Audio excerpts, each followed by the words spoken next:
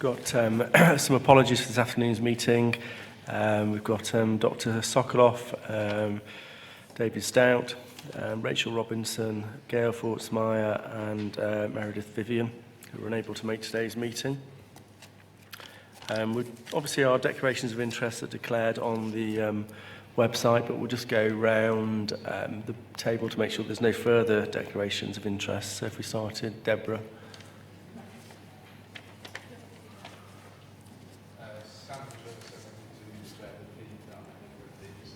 Shropshire PCM. Okay.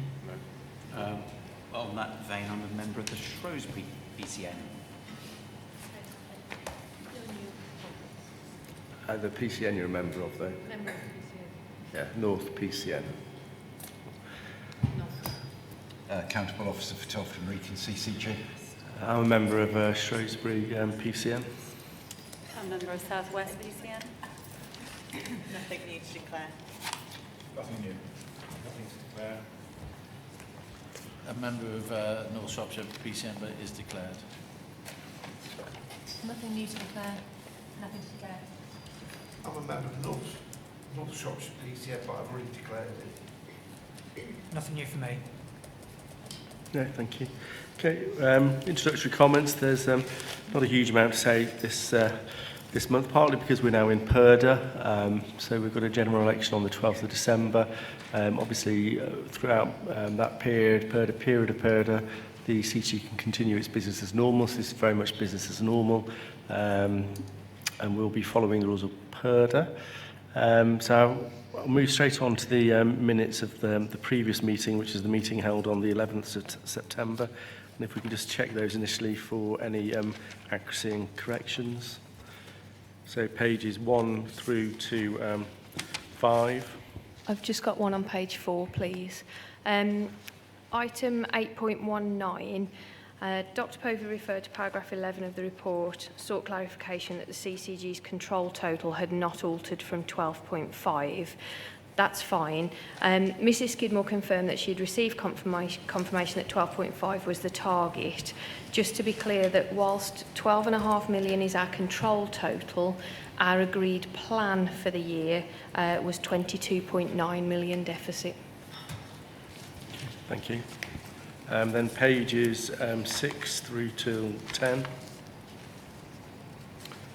And then pages 11 through to the end, which is page 14. We'll set those as a true record of the meeting. Then got the matters arising, most of which are either complete or on the agenda for today.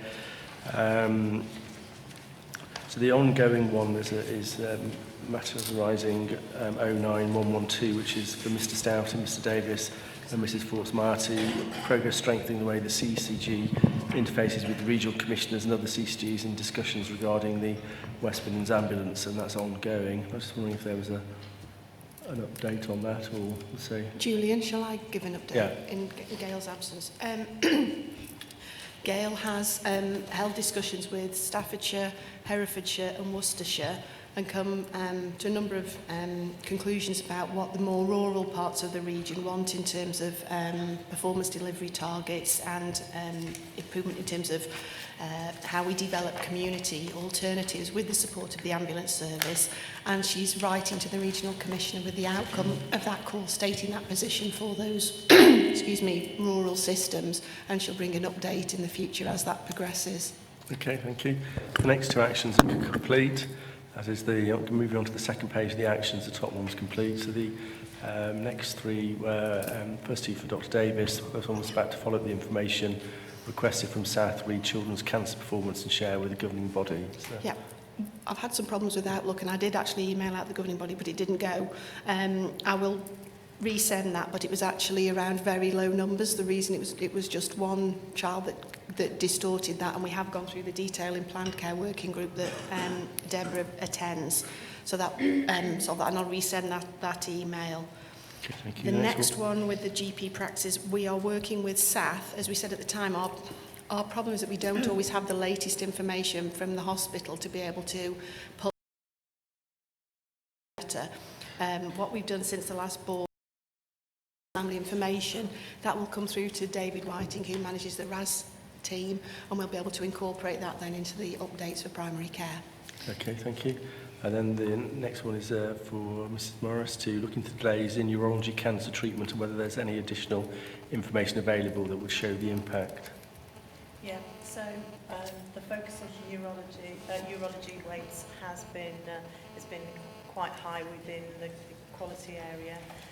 Urology Navigator is now attending the weekly MDT within the trust to improve the process, to try and pull patients through in a quicker way, and to ensure that patients are getting the right information. And also the operational manager within the trust has negotiated additional clinics, a consultant clinic, to improve the speed of the urology MDTs, and then we are particularly seeing slow improvement in performance in that area. We're continuing to monitor that. You'll see that coming through the performance report. Okay, thank you. The next action is about the leader report, and we'll get onto that because it's attached as a paper. And then the final three actions are all complete. So one of the matters arising was to update on the figures around the lead annual report, and that's attached, isn't it? So Yes. is there anything you'd like to say about that, or is it just... No, I've just provided, from the comments that came last time, we've just updated the report so that should be clear for board members to see. Okay, thank you. We have received some questions from the members of the public, and they are available, I think, on the chairs. We've provided the submitted questions and the CCG's response. We won't be going through those, but they're there for people's information, and they'll be attached to the minutes as well and available on the website. So thank you. We then move on to the first paper, which is Claire Skidmore and the finance contractor report, including the quality, innovation, productivity and prevention schemes.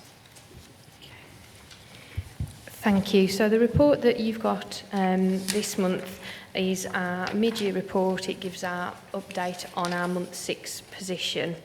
As you'll see from the figures contained in the report, we continue to overspend against our plan each month, and certainly as at month 6, we recorded a year-to-date overspend of 9.2 million against plan.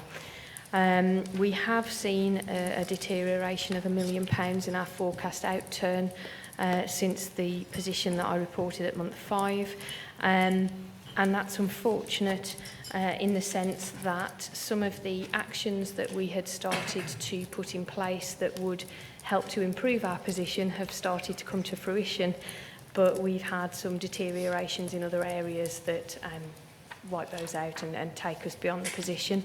I think of most note for board members at this stage is the shift in forecast that we applied to the prescribing budget, which has been something that we are not alone in experiencing. It's a national issue that CCGs are encountering, and it's driven by increases in category M pricing in the drugs. EPACT is the system that records our drug spend, a national system, and we're very reliant on the forecasts in there to produce our own modelling. And unfortunately, given the nature of that reporting system, it's always a couple of months behind, so quite often there's a bit of a lag in something happening and us actually being aware of it through the reporting system. For Shropshire CCG, that resulted in a 900,000 net deterioration in our prescribing forecast. So as you can see, that overall £1 million deterioration, a good slug of that was through something that's beyond our CCG's control. We are keeping a close eye on that. The regulator, NHS EI, is very much aware of this issue at a national level, and we'll continue to monitor those figures as they come through. The other point that I wanted to highlight, and then I'm quite happy to pick up any comments or questions, is just a quick note on the QUIP plan. We had a very marginal movement in our forecast between month 5 and month 6. So as you'll see from the report, we're still forecasting an outturn of around £16.7 million, which is about 84% of the overall plan. We continue to review our projects in there. We still have a fairly significant risk assessment against some of those areas that both the QUIP Programme Board and the Finance Committee are keeping a close eye on, and in particular where that's driven by slippage in schemes, we're focusing our energies on trying to slow down or stop that slippage, but board members will appreciate you don't, as I've said before, commission your way out of some of these issues. This is about our reliance on other partners in the system to help us try and bed our schemes in and make sure that they're working as we'd expect. I'll pause there and I'm happy to take any questions. Questions on the finances? Keith.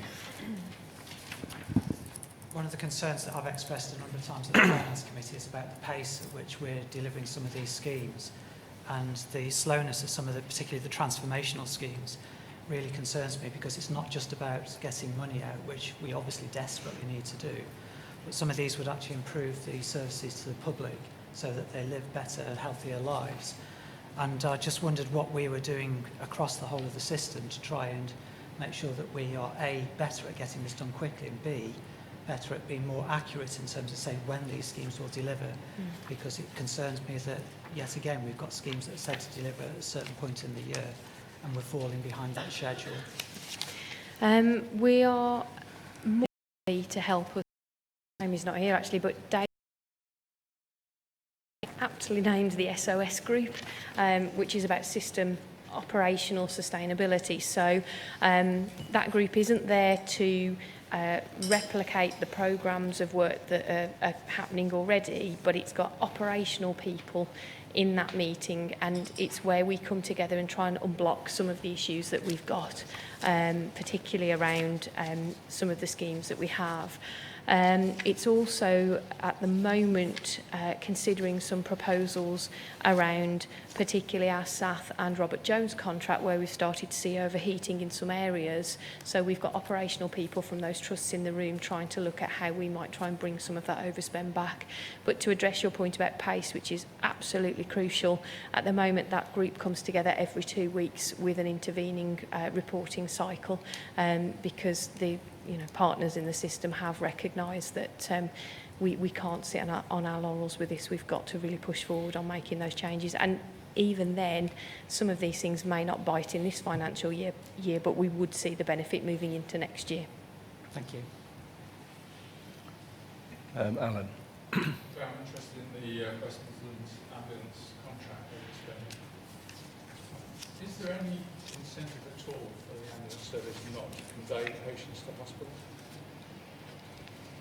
I mean, they're paid per conveyance, is that correct? Yeah, they're paid by conveyance. So it's not in their interest to reduce conveyances then? Sorry, they're not just paid for conveyance, they're paid for the see and treat and hear and treat. So they are paid for the activity where they don't convey as well as where they do. And is that, if they don't convey, is that? I believe I must confess, I don't know the deal. I don't think the hear and treat is as much. The see and treat, obviously, because they've deployed a crew to the scene, so I would expect that to be the same. Is it the same? I think there are more issues around the relative performance and the drivers for that. It's the fact that increasingly, this is why we've got to work with the ambulance service on what the alternatives are, so that it makes sense for them to contact and make use of those alternatives. At the moment, they will operate based on how they're held to account,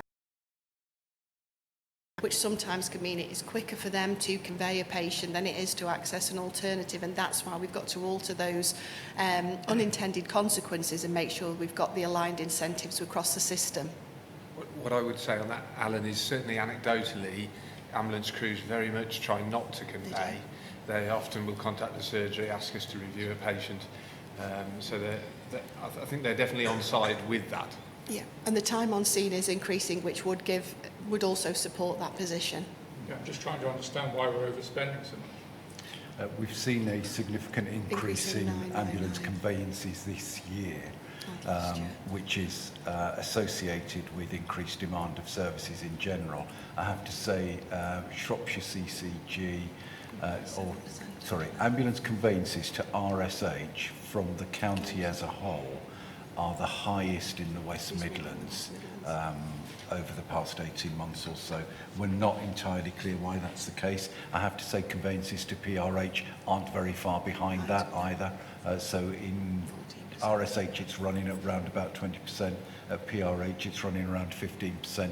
There's one other system that's seen an increase of similar proportions in the south of the West Midlands, but generally speaking others have seen much lower. We don't understand it, and we are working with the Ambulance Trust as a system to try and understand it. Deborah? Just wanted to ask a quick question. Can you clarify a bit further about the changes in the prescribing costs?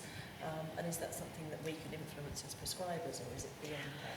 No, so there's a national pricing structure for our drugs, and part of the process every year that happens is that there's a sort of levelling up between drugs prices and payments to community pharmacies.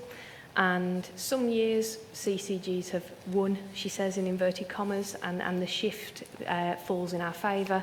Other years it falls the other way, and it's unfortunate that this year it's been a shift that has pushed more resource towards community pharmacies than the actual tariff listing. So, yeah.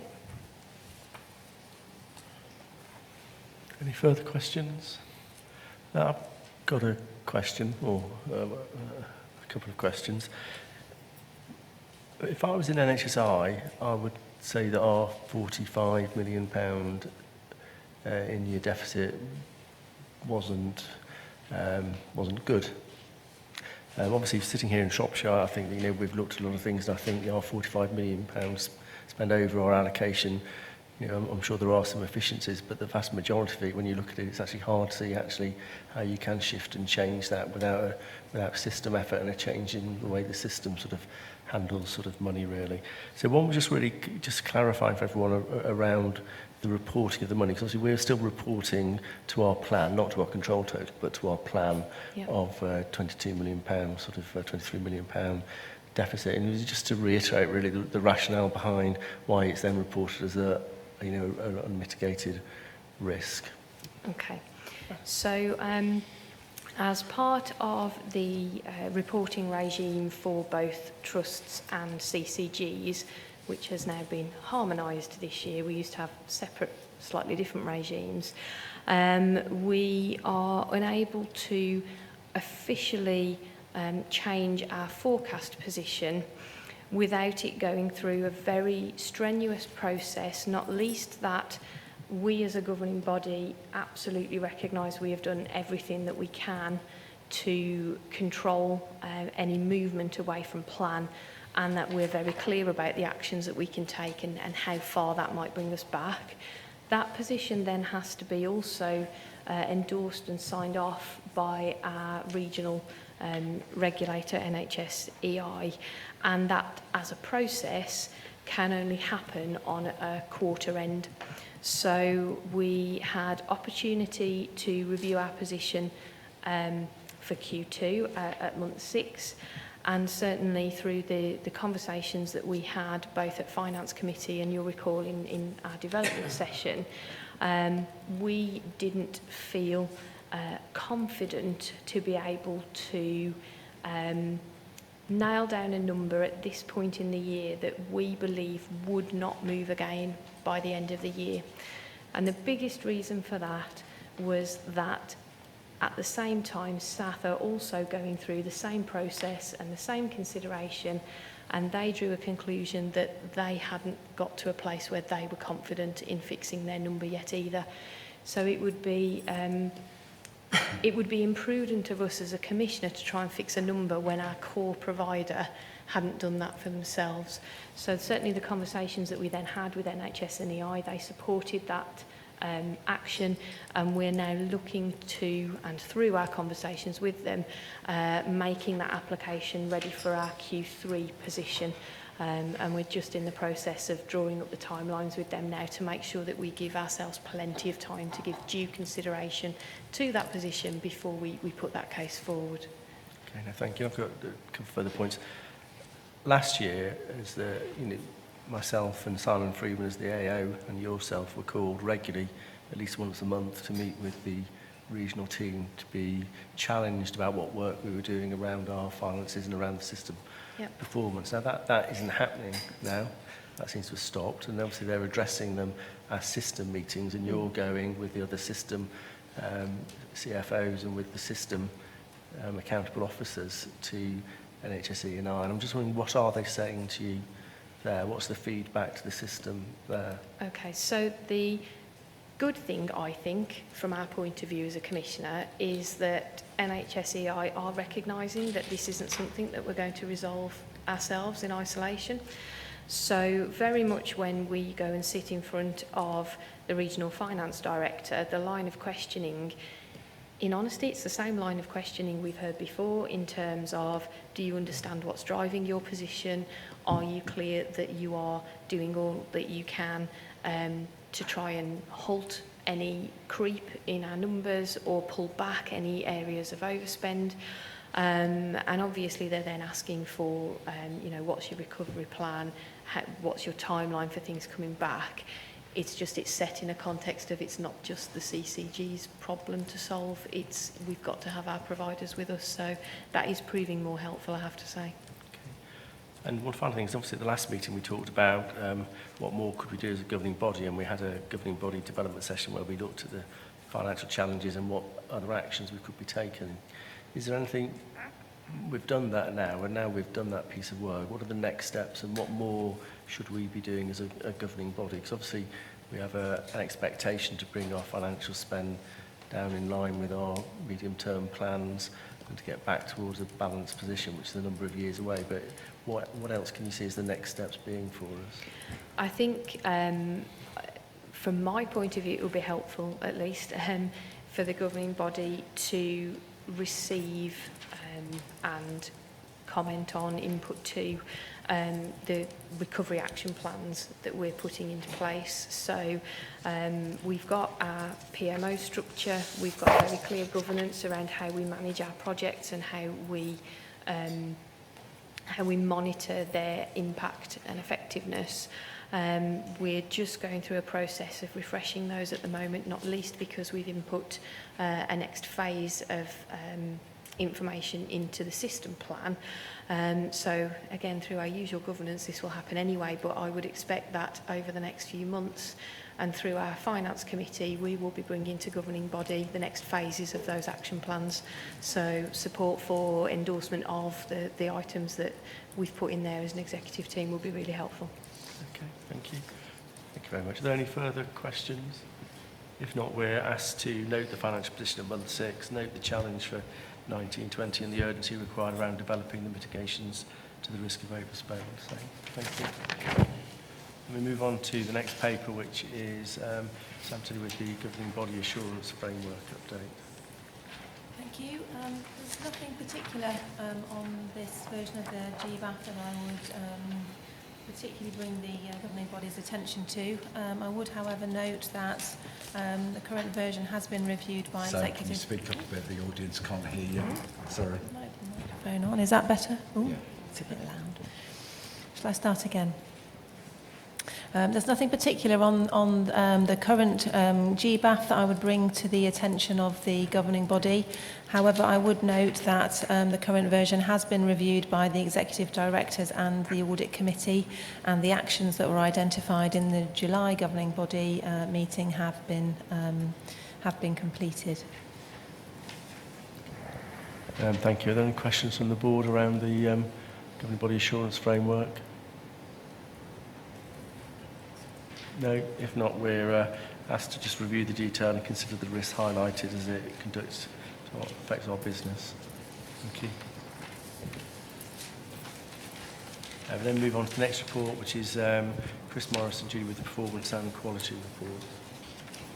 Okay, and Chris and I have agreed we'll do a bit of a double act on that, if that's okay. I'll present and Chris will chip in with the quality points, then please feel free to ask us both questions. In terms of changes from the last governing body report, the one positive, I'm pleased to report to the governing body that we are continuing to see improvement in the 2-week and the 2-week breast symptoms performance from SAF, that is sustainable and continuous, and we expect that to, the projections we've seen for September and October are also good.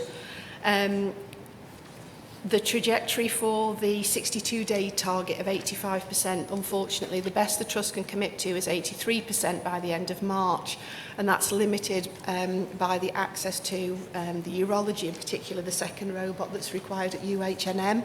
So again, our regional colleagues are aware of that and supporting us with that, but that's a constraining factor that we have for our improvement with our local provider.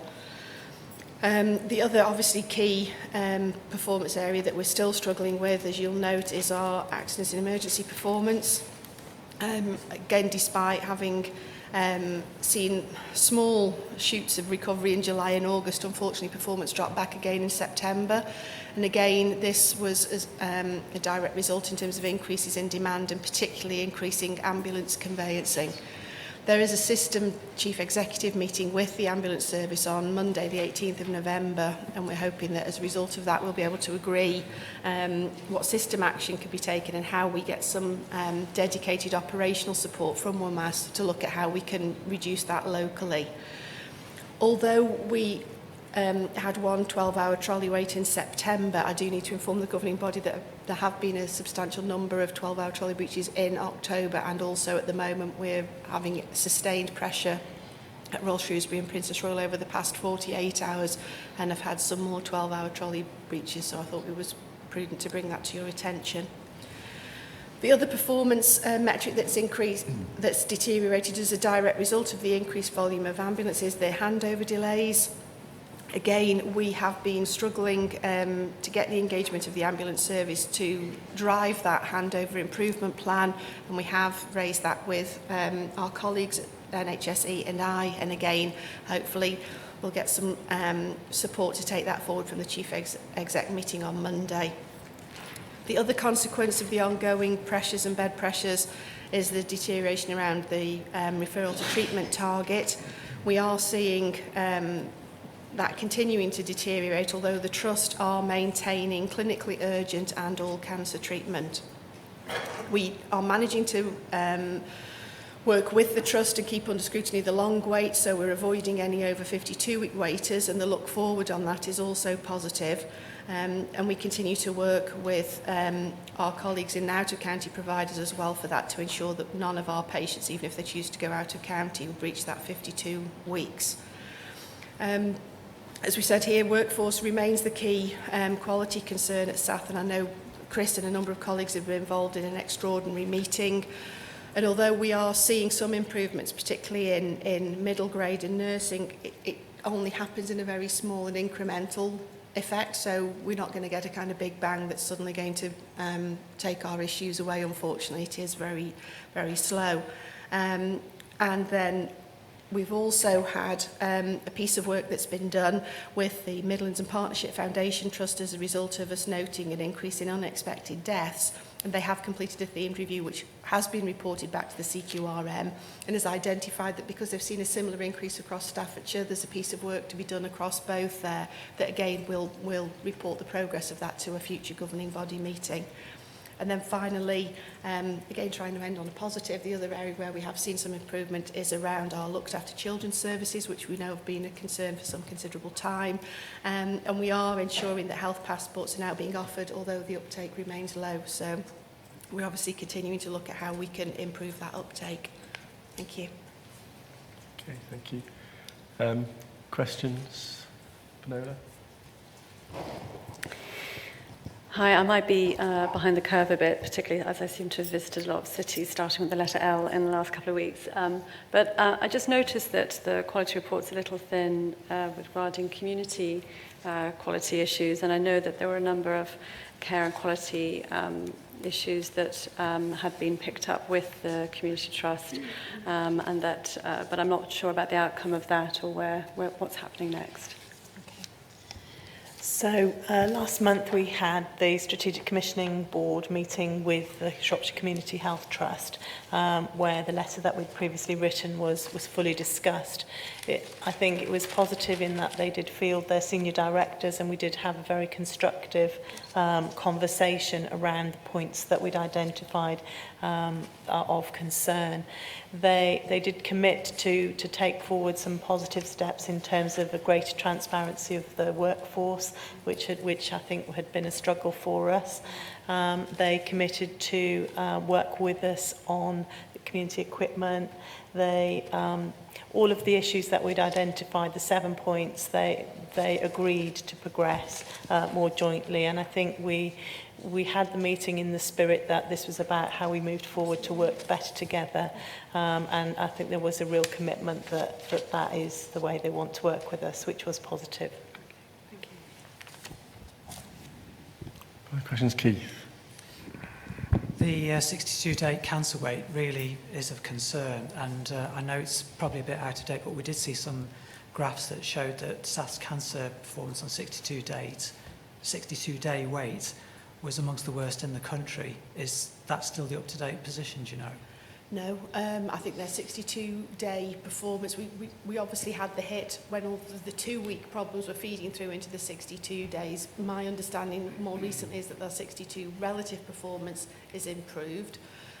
Again, it's still got a way to go, but I think that their commitment to get back to 83% by March is literally as quick as can be achieved with the constraints. As I said, the big one is urology. Everything else, we're seeing comparable in terms of the areas where we aren't achieving the 85%. It tends to be the main 4 tumour sites that we're doing the network piece of redesign around that's going to give us that sustainability. So I don't think they are continuing to be an outlier. I think it was a blip as a result of the 2-week and breast symptom capacity shortages. And then the second one was really about the issues to do with MPFT and the unexpected deaths in the community. We discussed that at the Quality Committee last time, and I was saying, is that linked to the triage issues that I think CQC had highlighted? I know you might not know yet, but I did want to make sure that we were addressing that and see if that was linked. Is it the fact that people aren't getting seen appropriately at the appropriate time? We haven't had that as a theme come through, but we have asked the Trust to do some more work on those unexpected deaths, because those are patients who are in the community. They're on MPFT's caseload, but they're in the community that are most of the time taking their own lives. We have talked to our public health colleagues as well to join up on what are the lessons, and are we seeing a trend that actually collectively we need to be working with. We've also, as Julie said earlier, agreed to do some work with Staffordshire CCGs because they're seeing the same issue in their patch, and I guess we've asked the Trust to benchmark that nationally. Is this something that is happening across the country that we need to be fully cognizant of and actually look to see if there's anything we can do, put in place to try and mitigate some of that. Yeah, thank you. Further questions? Good question about A&E and the 4-hour performance. Obviously, South are doing fairly poorly compared to other trusts in the UK.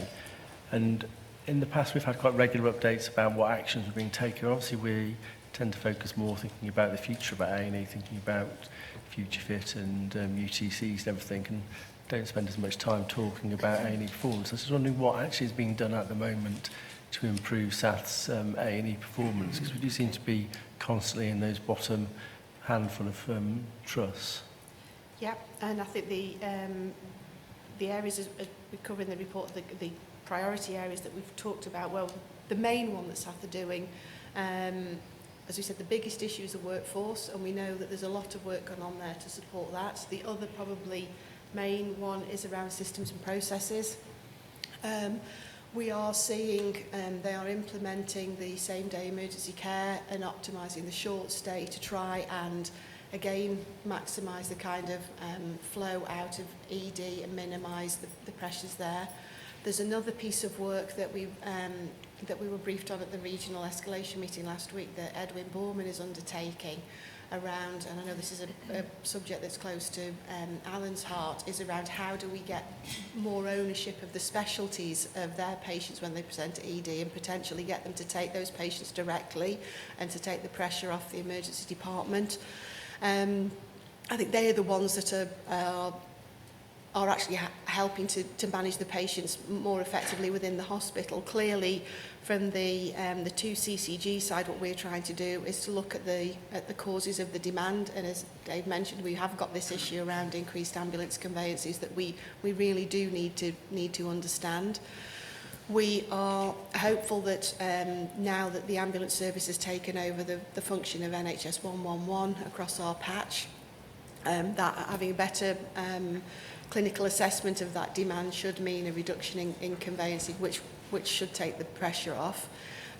In Shropshire, we're also desperate to try and get our emission avoidance scheme up and running in the Shrewsbury area for this winter. We were hoping to have that up and running in November, but we've been unable to, our local providers have been unable to find the workforce to support that. So I've been in conversations with our local authority colleagues and provider colleagues that we've asked for plans by noon on Friday as to how, which of our providers can implement that the quickest, and that's the one that we will go with, because we desperately need that to be able to offer alternatives, to be able to manage our patients in the community so they don't require to come into hospital. There's a couple of other things, Julie, probably worth mentioning as well. We are using beds at Bridgenorth for stroke rehabilitation to free up capacity in the acute trust, and also beds at Bishop's Castle for orthopaedic rehabilitation, again to free up beds. So, and actually the general feedback from escalation meetings is the NHSEI believe we are doing the right things. Unfortunately, it is demand that is a real problem at the moment. Thank you. And I've got one further question, which is probably not a question, more for Chris probably, but it's about, I don't know if there's any, I haven't got any thoughts on this, but in the past we used to spend a lot of time talking about sort of the hospital standardised mortality rates and also the SHIMI data, and we don't seem to have looked at that as a board for a while, and I wonder whether that would be an interesting piece of work to look and just see whether some of the quality issues we've seen at South over the last year or 2 years have actually impacts on that. I wonder if that's anything we've looked at, or whether that's something that we could bring back to the board. Yeah, I'm really happy to bring the paper back to the board on that. Certainly it is something that we look at through the clinical quality review meeting, and the trust provider a report that Edwin Borman delivers through that forum. Then they are not, and that the trust is not an outlier for their mortality against each of the 4 indicators. They have identified one area in relation to stroke, and they're digging deeper into that issue to understand it, because they believe it's a coding issue, but we're waiting for some more information on that. But really happy to bring a report to the next board to give you a fuller explanation of that. Yeah, that'd be good, thank you. Any other further questions? If not, we're asked to note the contents of the report and the actions contained within to recover performance and quality in those areas that are currently below target. So thank you. We then move on to a paper. David's going to present on an update on the future strategic commissioning arrangements. Thank you, Julian. Mindful that the last board meeting was before the panel meeting with NHSEI on our application to become a single strategic commissioner. So I'll go back, in a sense, to the panel meeting, which was held on the 11th of October. Clearly, we were not successful at that panel meeting in going forward for a single strategic commissioner from April next year. However, I think it's fair to say that having received the letter from NHSEI, they recognise a number of strengths in the application, and they felt that actually it was just a timing issue in terms of we were fairly late to the party, so to speak, and therefore we just didn't have enough time to put a strong enough application forward, but clearly were strong in a number of areas and work to do in others. They have also indicated to us that they feel that we could probably put an application in before the next next September. We are having discussions with them, and I've got a meeting with them next week to begin to look at a timeline on that. I have to say, internally, we think April is probably realistic in terms of putting a further application in. The advantage of that, of course, is we would know fairly early in the next financial year whether we've been successful or whether there's more work to do to put another application in September. So we will be continuing with the work. I would like to say, probably on behalf of the board, thanks to the team that have been working on the application, because they did put a huge amount of effort and work in to get us to where we were. We are, however, continuing to bring the two organisations at an operational level together. We will be proceeding with the management of change for executives and staff over the coming months. The executive management of change process will start within the next week or so, and following the appointment to the executive team, we will then be following that through with management of change for the rest of the staff. You'll see within the paper there are some proposals around governance and how we can start to align the governance processes for the next year or 18 months. I wasn't going to go into them in detail, but it does set out the context there with a framework of how we may be able to do that. Some of them clearly are easier to bring together than others, so things like audit committee, remuneration committee we already have a joint committee for, and primary care commissioning committee is relatively easy.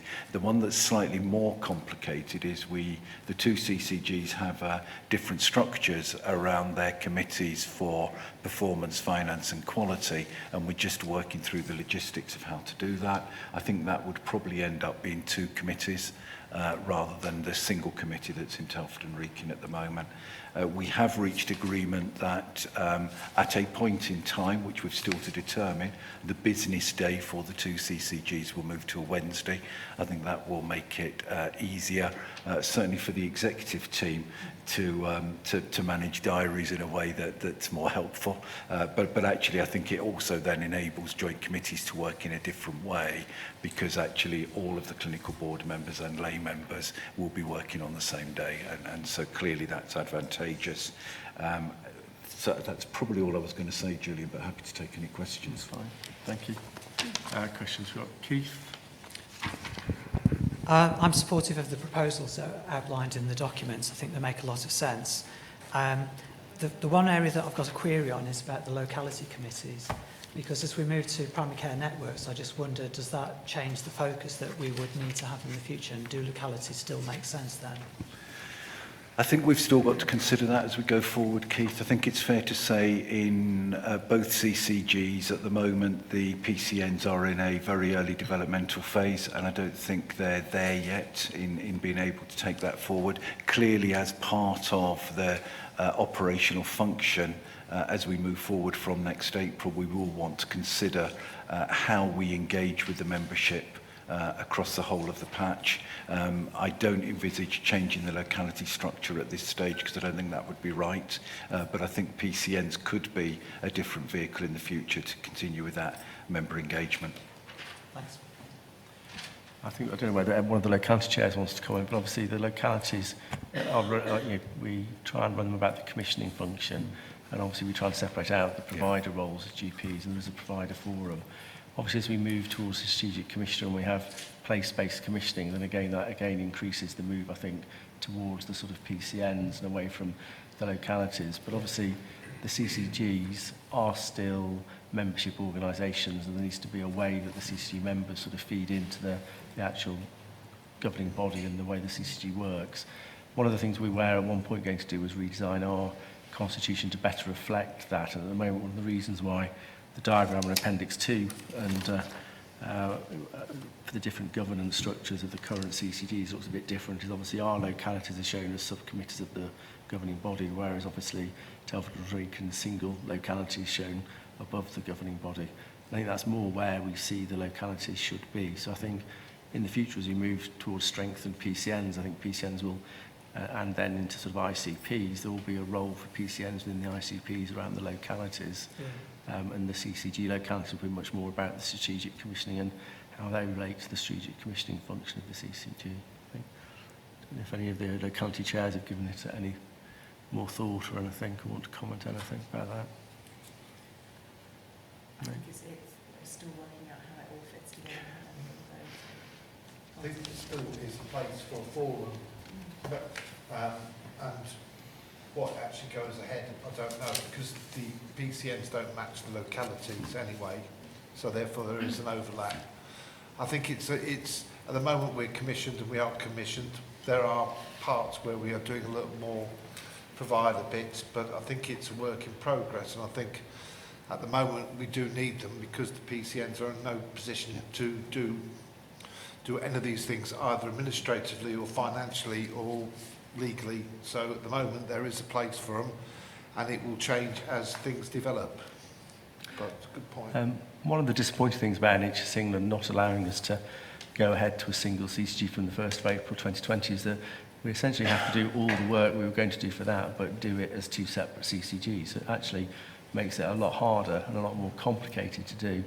And it would have allowed us the opportunity to work with the members to see how they felt moving forward in new CCG needs to be based, whether there's a need for a locality structure, which I would agree with you, Mike, that I think there probably is, but obviously that would have been up to the membership of the new CCG. So it was quite disappointing that NHS England turned down our application, and I think the reasons behind that were mainly some of them were system reasons about the fact that we didn't have a system financial plan, that the system wasn't in a position to take on the roles of strategic commissioner alongside an integrated sort of care provider, and also that we needed further work developing our sort of place-based commissioning plans, which obviously I think would be easy to do if we knew it was happening, and that would put some pressure on us to do that more quickly.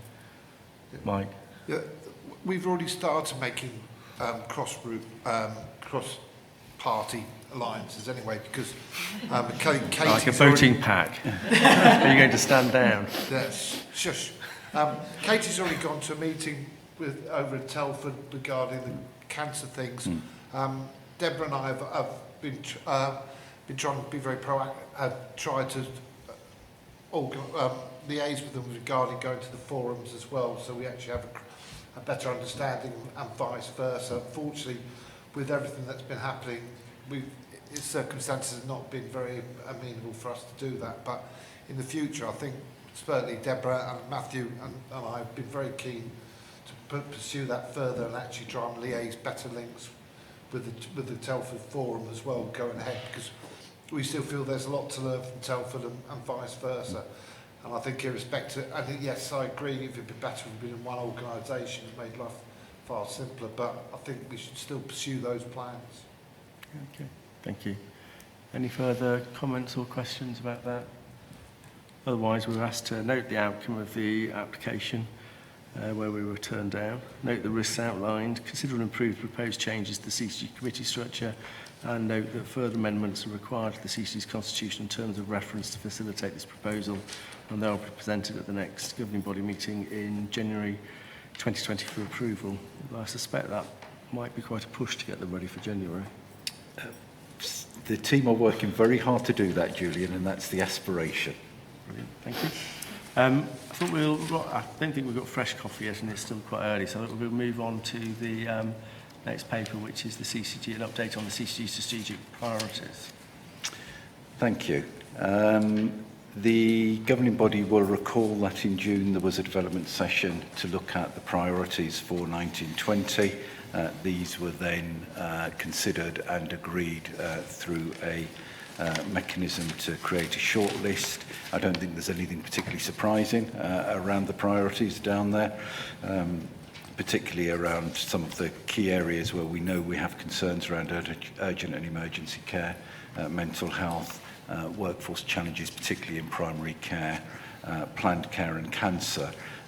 The shortlist was agreed by the governing body in August, and an agreement reached that regular updates would come back. This is the first of those updates. We have now attached a key, I was going to say a key KPI, but that kind of doesn't quite fit really. But we have put one KPI specifically as an overarching one to each of the key priority areas. I wasn't going to go through them specifically as they are there, and the changes are clear, but I'm happy to take any questions. So any questions on the update around our strategic priorities? And this is actually now a standing item, isn't it? It is a standing item, yeah. And we just need to make sure that it doesn't there's a question.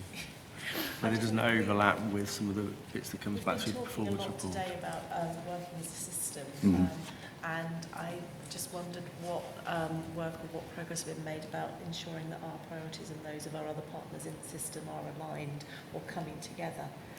Because I think we've noted before that they're similar but not the same. How are we progressing that? So I think in some of those key areas, Deborah, we do already have mechanisms in place where we do work as a system. So, for example, on urgent and emergency care, we have both an A&E delivery group and a delivery board. We've got a planned care working group. We've got a cancer alliance where both providers and commissioners go, although it is a West Midlands one rather than just a specific system one. So we are beginning to draw those together, and the priorities are feeding into those. Thank you. Any further questions? Sorry about that, Deborah. So we're just asked to note the progress against the CCG strategic priorities and the inclusion of a single high-level KPI for each priority. So thank you. Then move on to the presentation on winter planning that Judy's going to give. Chair, if I could just, I'll go through the presentation, and obviously then there's the paper in terms of the formal winter plan for asking for governing body approval for that plan. So I'll do the presentation first. I'm presenting this on behalf of Claire Old, who unfortunately is on annual leave, our urgent care director. So in terms of, there was obviously a regional winter based on the iterative dynamic bed model that we've now been able to introduce that we didn't have last year. So that basically the process that we've gone through is to model the demand and to refresh it on a monthly basis. That then gives us what our acute demand is asking for. And then in effect what we've taken through the delivery group and then through the delivery board is the gap that we've had, that's been set then to the system as to what extra capacity can then the wider system bring to then mitigate that gap. So the delivery group then made a recommendation for a number of winter schemes to the A&E delivery board in October, and that's been approved, and that recommendation will come through to the respective governing bodies. We've been very clear, based on previous years' experience, that we would only support schemes where there was either a medium or high confidence factor for delivery. In the past, we have had schemes and there's been attempts to invest, but then because there have been major barriers to implementation, that they've not really got off the ground. So we've been very clear. We followed that process last year and it was quite successful, and we've done the same prioritisation this year. Fundamentally, it still left us with a bed gap in October, and at the time that Claire wrote this report, we were okay in November. As I mentioned earlier, because of a delay in the emission avoidance scheme being implemented for Shrewsbury, we do now have a bed gap for November that the system is working hard to plug. Sandra, next one, please.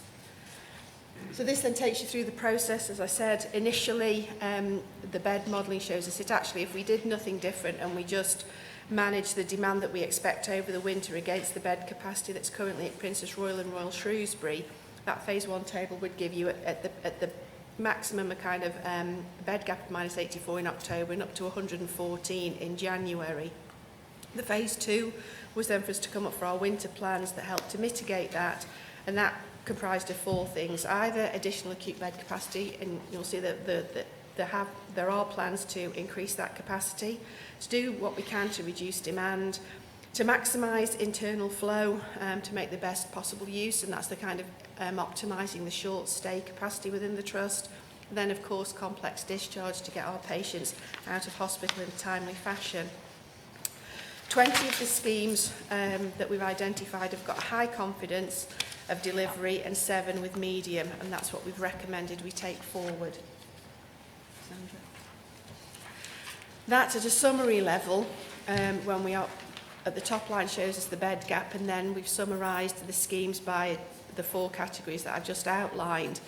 We also, at times of peak, do have to use our day surgery units as planned escalation, and as you can see, even with planned escalation in October, we still had a gap, and because of the delay in admission avoidance, which is equivalent of 15 beds worth of capacity for November, we can't mitigate the full bed gap in November, even with full use of the day surgery unit.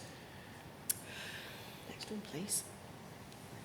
So in terms of challenges, as we've said, the workforce does remain a challenge, but all approved scheme owners have assured the A&E Delivery Group and the A&E Delivery Board that their schemes, that they are staffed and that they can be staffed for those, to deliver that extra capacity.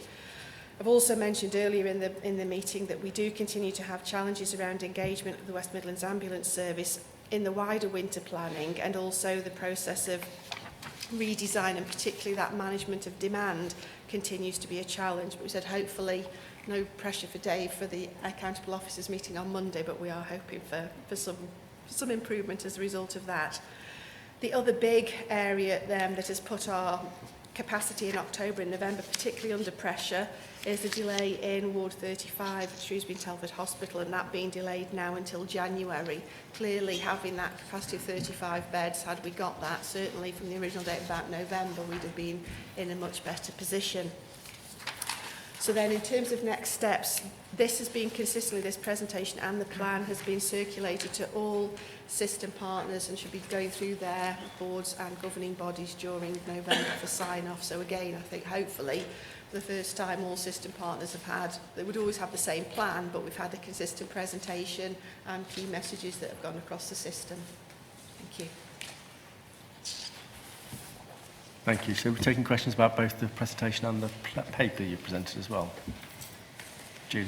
So then, yeah, then obviously then moving on to the actual detailed winter plan itself. Obviously governing body members are asked to approve the system winter plan.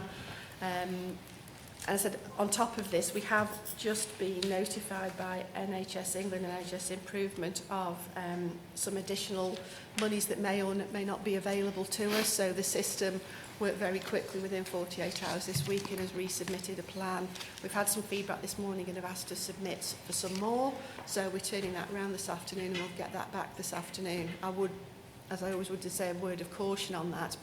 As always, money is not the answer at this time of the year. It's invariably access to workforce that is the rate limiting step. But I do want governing body members to be assured that whatever we think we can do in either accelerating schemes or adding additional capacity, then we will do that and submit those requests through to the regulators. Thank you. So questions. John. Thanks, Julie. Can I just ask about the impact on the day surgery Yes. unit of using those beds? Yeah. Have we an idea of the knock-on effect down the line? Yes, that's why we include that in. I'll include that in the performance report. It absolutely impacts on our referral to treatment target. We're very clear that we always leave sufficient capacity to schedule clinically urgent and cancer treatment. That's never affected. But it obviously does have an impact at the moment. I think staff are down at around about 85%. I think in fairness, they're not on their own in that. I think we're still holding a reasonable comparative position with regard to referral to treatment across our neighbouring trusts. But clearly that's not good for if you're a patient that has your planned surgery delayed because of winter pressures. Yeah. Thank you. Further questions? Got Keith, Steve, then Alan, and then Chris. There's a mention here, Julie, about, quote, the challenge of engagement with West Midlands Ambulance Service, and we've had that mentioned in a number of different reports. And it suggests that this was being sent to NHS I was just wondering if there'd been a response from them yet. I think what we've suggested is through the A&E Delivery Board, we said that we wanted to hold a half-day summit to work through all of these issues. And Dave, I think in October, wrote to Anthony Marsh, the Chief Exec of the Ambulance Service, and asked for their representation for that summit. We offered to schedule the summit to maximise their availability. I don't believe we've had a response to date, and it's one of the issues that Dave will be raising directly because we're meeting with Anthony on Monday on the Chief Exec meeting on the 18th of November. And NHSEI are also at that meeting. And NHSEI are at that meeting, and they've also offered to facilitate the summit because I think they they do appreciate the work that we're trying to do, and they do realise that the ambulance service are obviously a key part of that, so they are very supportive of the approach we're trying to take. Thank you. I've got Steve. You mentioned the pressures caused by Ward 35 not opening. Yeah. What is our level of confidence that it will open in January? I would say that I think it's reasonably high. I think there's been enough issues around that ward. Certainly, the impression that I'll stay with it is the view that we've had through the A&E Delivery Board and group is that yes, it has felt that every time we've had a date, then they've uncovered something else that's been related to estates that's then caused a delay.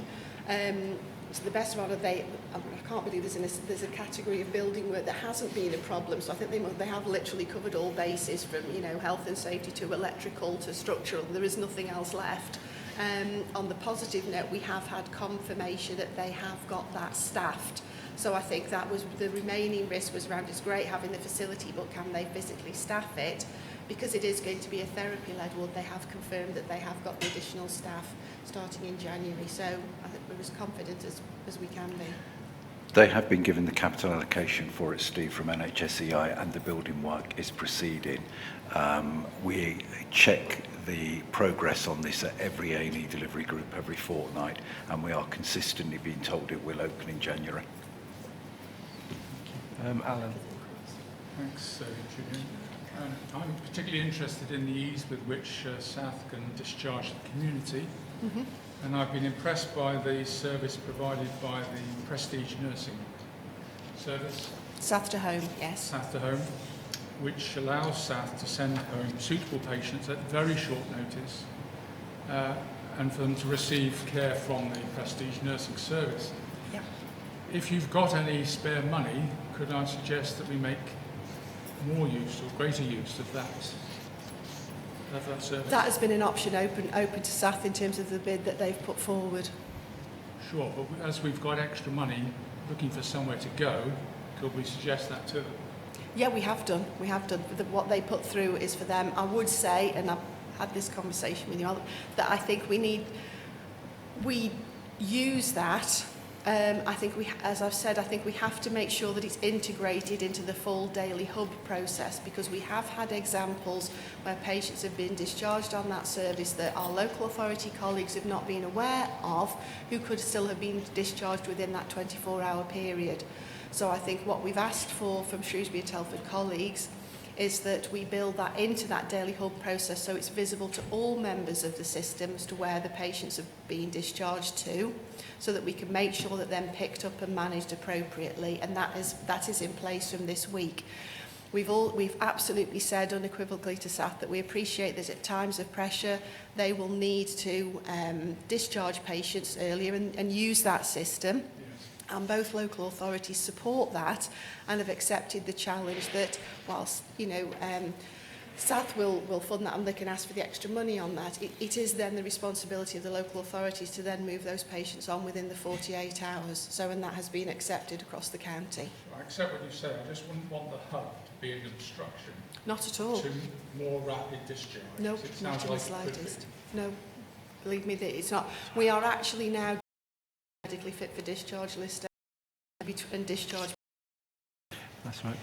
Sorry, if I could just mission for is the work it's done. And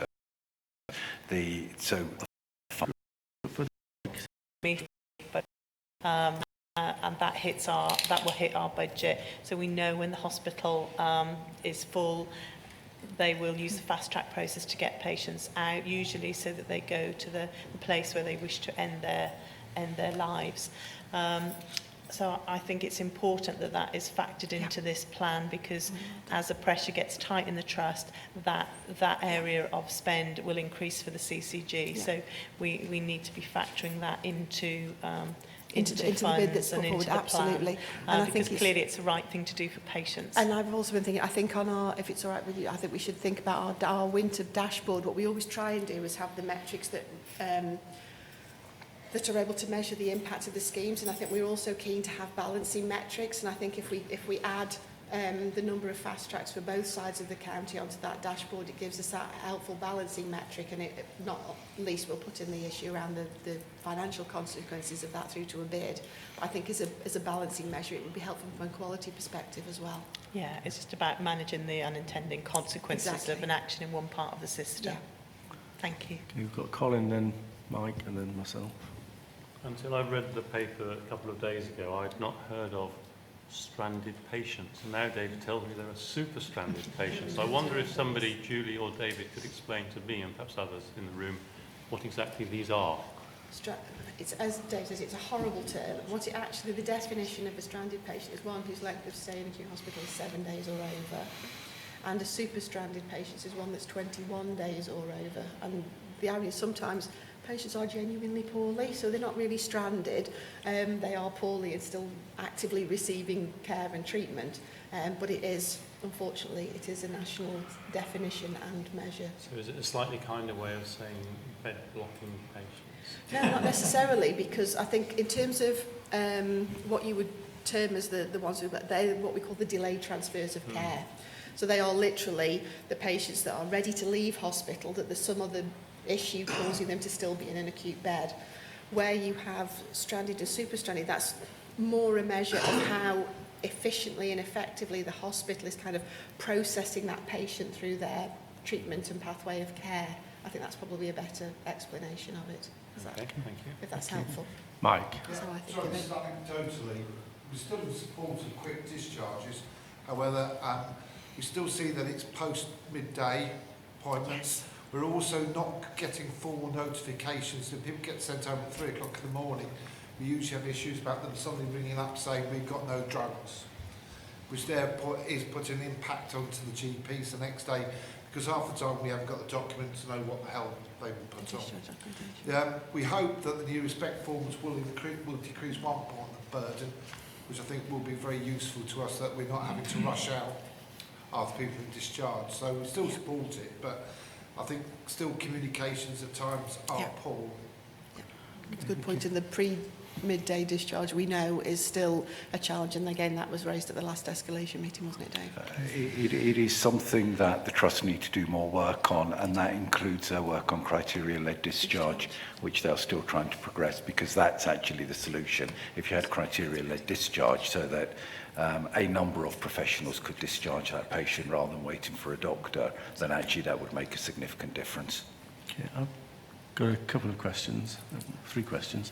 One is in the paper about what went well and what didn't go well.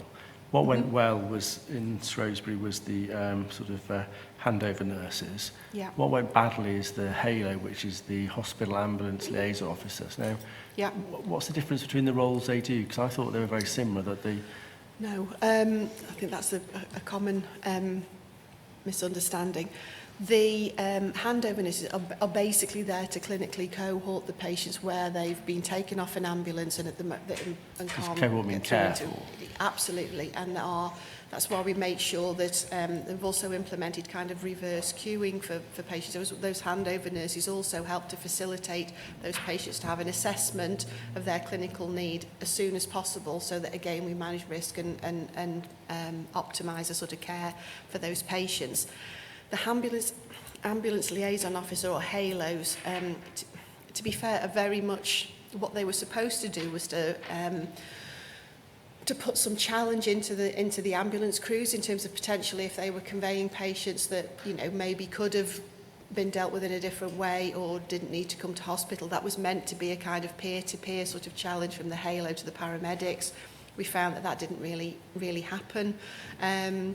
They didn't, except for times of real pressure, they wouldn't clinically cohort patients. So again, it wasn't really adding any value for the money that it was costing us. We got more value clinically and care for the patients from the handover nurses than we did from the HALO. And the intelligence that we could and should have got from the halos was never made available to commissioners. So when we did, and Emma Pyre, my team, led a proper evaluation of the halo role at RSH, it just did not stack up. So it went through the A&E delivery group, and again, it was a system decision that it wasn't value for money and that we should decommission the halo at Royal Shrewsbury. So the handover nurses are what used to be called corridor nurses, Yeah. but we're not allowed to call them corridor nurses. Yeah. Okay.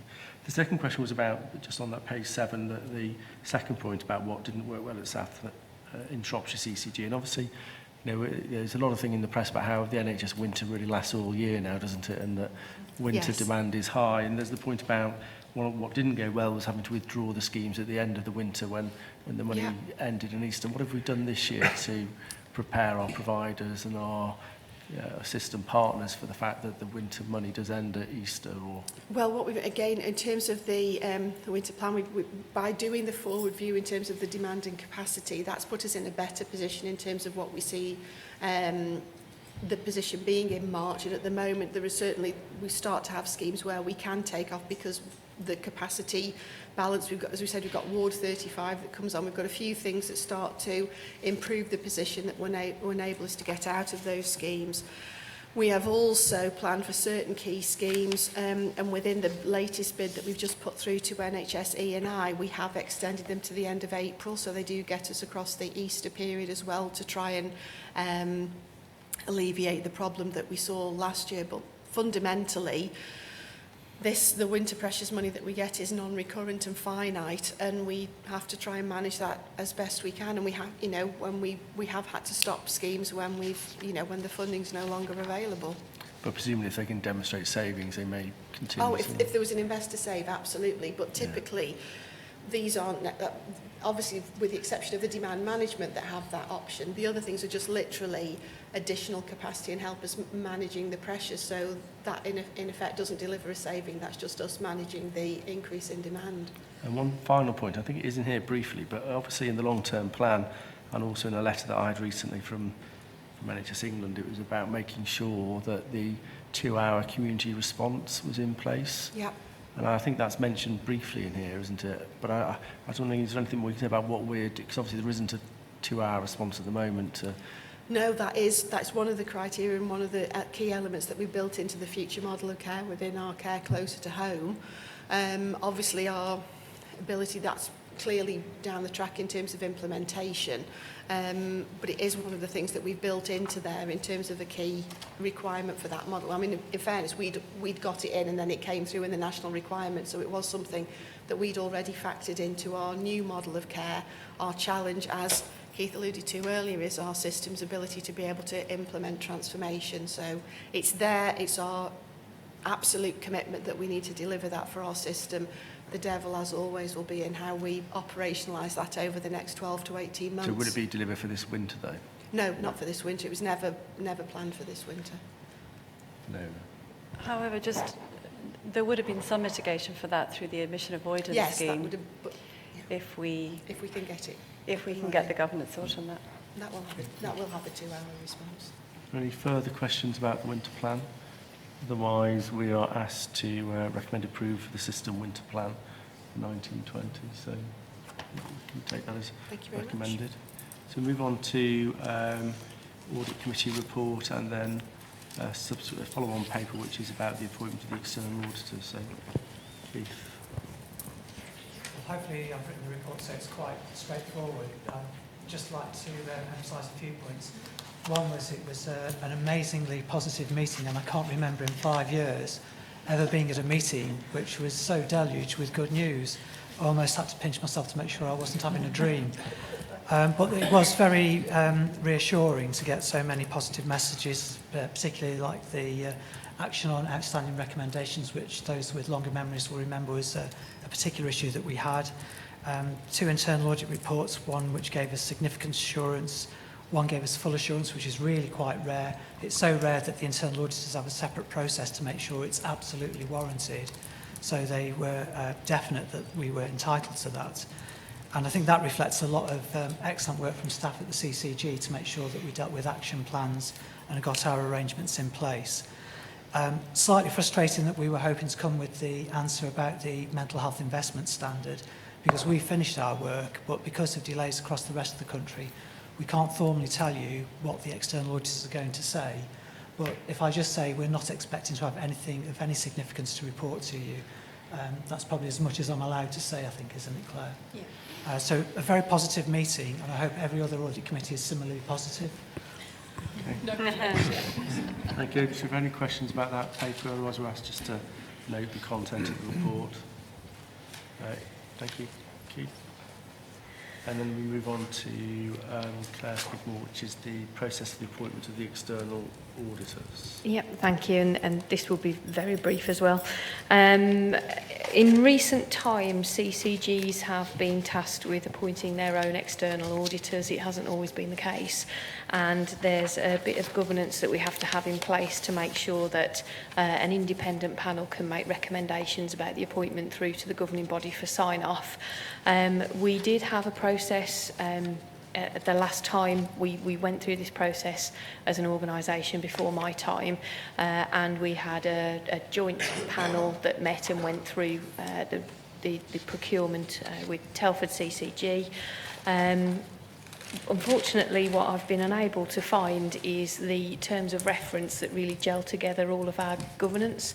So in advance of the fact that we need to go through a procurement process for the end of the existing contract, we just thought it would be good to have belt and braces to make sure that governing body were A, cited on the fact that a process is about to happen, and B, that they're comfortable with the terms of reference that we're proposing for that panel. We put that through audit committee at the last meeting, certainly no issues or problems there, and we took support from them to just bring this through to governing body today for formal sign-off. Okay, thank you. Any questions from the board on that? I mean, it seems quite straightforward. Yeah. Well, I'm not quite sure why we've lost our terms of reference in the last one. Just one of those things. As I say, I'd rather have belt and braces and know I've got sign-off, because the last process was before my time. So. Yeah. Julian, I think it was partly because I think all the key people at Shropshire CCG were either interims at that time or they've moved on, and we can't track down what they might have done with the documents, and that's why I think it's happened. Yeah, no, that's fine. But otherwise, it seems reasonable anyway if we're moving together towards working closely with Telford that we have one set of terms anyway. So we're asked to note the content of the report, approve the adoption of the attached terms of reference, and approve that the auditor panels of both CCGs meet as panels in common. So is that an actual term, panel in common? It is now. To oversee the appointment process. So that's fine, I think. Thank you. Then follows a series of reports that are attached for information only, which is the reports on the clinical criticality in July, August and September, so 3 months in one go. Finance and Performance Committee from September, Primary Care Commissioning Committee from August, Quality Committee from August and September, A&E Delivery Board from August and September, the North Locality in July, the Shrewsbury Locality in July, and the South Locality in July. So unless there's any questions or queries about those papers, and they're just noted for information. Sorry, I did mention in our summary with North Locality, we were quite concerned about the respiratory service involved in Shropshire, that it was so it was ununified, and that no department seemed to be working very well together. Plus, with the resignation of the community consultant, we had quite concerns. And it's bringing it up because we did mention that article which Dr. Lewis was going to talk about, trying to sort out a strategy to try and see if we can streamline the services through the hospital into community as well. So there is a big piece of work going on about respiratory services across the STP, which I think involves the Community Trust, SAF and the CCGs. I think that's led by Jess, isn't it? Yes. Or, were you involved in that? Not involved in that. The reason I'm bringing it up is I think it's a really good start, because if we can crack one topic, then we've made inroads into the system, at which point we hope that the other services will be more amenable to think about how you can integrate the other services all together. So that's the reason why. And I think that's right. So I think there's the piece of work's funded through the STP workforce team as well. So there's actually some national money being used on a sort of a modelling programme as well. Once we've got the clinical model designed and it fits into some sort of AI-driven process that's being pushed by HEE. So I just wanted to bring that up because I thought that was a very positive thing to hope that for a system which we don't think is working as well as it could do. I think it's a positive step and could improve everything else. So that's why I thought it should be mentioned. no, that's good. Thank you for bringing that up. Are there any other questions or queries on any of those papers? If not, I've not been notified of any other business. The date of the next meeting is it's on the 15th of January, so it's a week later than it would have been, because otherwise the meeting would have been very close to New Year, and it's at a time and venue to be confirmed. So it's Wednesday the 15th of January. So I thank you very much, and that's the end of the meeting. Thank you. I think there might be some coffee in a few minutes as well, because I think it's break time.